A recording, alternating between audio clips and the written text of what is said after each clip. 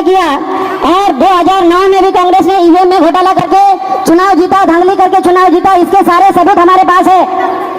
बहुत हम लोग आने वाले समय में ये ईवीएम को तोड़ेंगे फोड़ेंगे। ये ईवीएम के विरोध में चुनाव आयोग के कार्यालय पर जो महामोर्चा है, ये आदरणीय वामन मेश्राम साहब के ऐलान पर ये महामोर्चा निकाला गया है। और मैं आपको 2-3 महत्वपूर्ण बातें यहाँ पर रखना चाहूंगा। 2004 में कांग्रेस ने घोटाला किया, ईवीएम से घोटाला किया और 2009 में भी कांग्रेस ने ईवीएम में घोटाला करके चुनाव जीता, धांधली करके चुनाव जीता। इसके सारे सबूत हमारे पास है।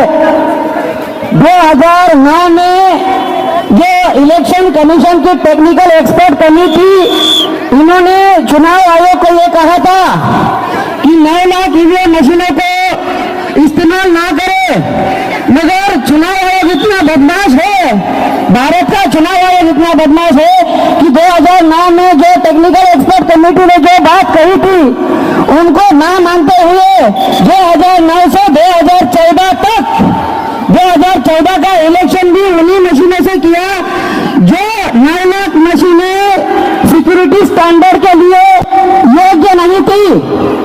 और 2014 के बाद जो 1 महीने में उन्हीं मशीनों को 9 लाख मशीनों को कबाड़ घोषित किया।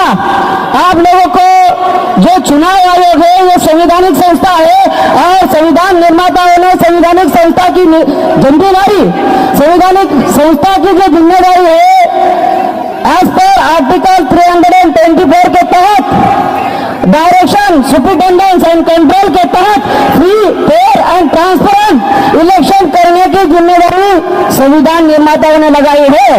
मगर चुनाव आयोग इस तरह से बदमाशी करने में उतारू है। 2019 का भी चुनाव आयोग ने धांधली के लिए बीजेपी को सपोर्ट किया। इसके सारे सबूत है। और तो और 2019 के चुनाव की सारी पर्चियां, जो वीवीपीएटी मशीन से जो पर्चियां निकलती है, वो सारी की सारी पर्चियां 4 महीने में नष्ट कर दी। ये चुनाव आयोग का सबसे बड़ा मतलब कि ये इतना बड़ा बदमाशी, इतना बड़ा षड्यंत्र है। ये सारा 2004 से लेकर 2019 तक कांग्रेस और बीजेपी के माध्यम से किया गया और इसको सारे लेवल पर इलेक्शन कमीशन ने सपोर्ट किया।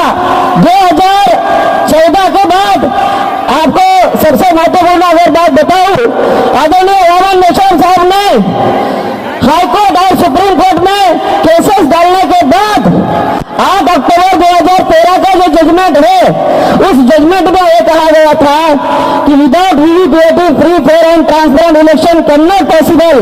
उसके तहत आदरणीय वामन मेश्राम साहब ने 2014 से लेकर 2015 के बीच में हाईकोर्ट में केसेस की थी और उसके बाद सुप्रीम कोर्ट में चुनाव आयोग के विरोध में 2016 में कंटेम्प्ट ऑफ कोर्ट का केस फाइल किया।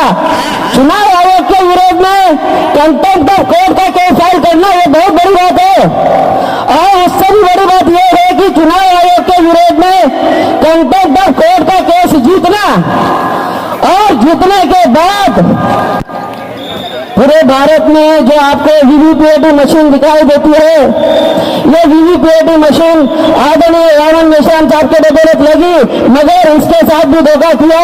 17,40,000 वीवीपीएटी मशीनों में से 6.5 लाख मशीनें डिफेक्टिव निकली। ये लोकतंत्र के साथ बहुत बड़ा मजाक है।